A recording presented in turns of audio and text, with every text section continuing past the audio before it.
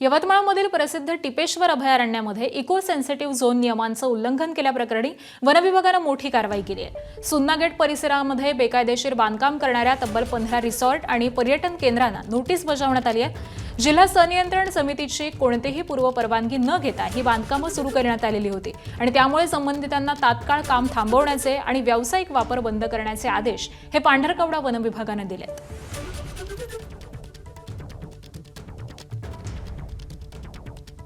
जे काय रिसॉर्ट्स बांधण्यात आलेले बऱ्यापैकी त्यांनी अकृषक म्हणजे एनएची परवानगी घेतलेली आहे, मात्र बांधकामासाठी त्यांनी जिल्हास्तरीय समितीची परवानगी घेतलेली नाही आहे। नोटिसेस दिल्यानंतर आता हॉटेल मालकांकडनं व्यवस्थापकांकडनं आम्हाला प्रस्ताव यायला सुरू झालेले आहेत।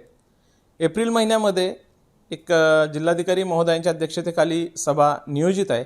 त्या सभेमध्ये सर्व प्रस्तावांवरती चर्चा केली जाईल आणि त्यानुसार योग्य तो निर्णय घेण्यात येईल। इथे जे अवैध बांधकाम झालेले आहे त्याबद्दल त्याच्यामुळे वन्य प्राण्यांना सुद्धा एक जीवाचा धोका निर्माण झालेला आहे।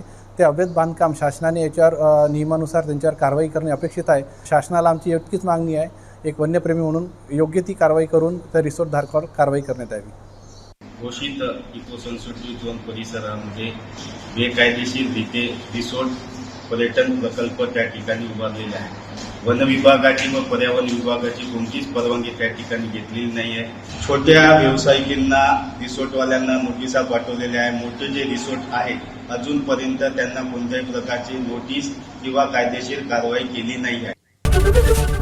एबीपी माझा, उघडा डोळे बघा नीट।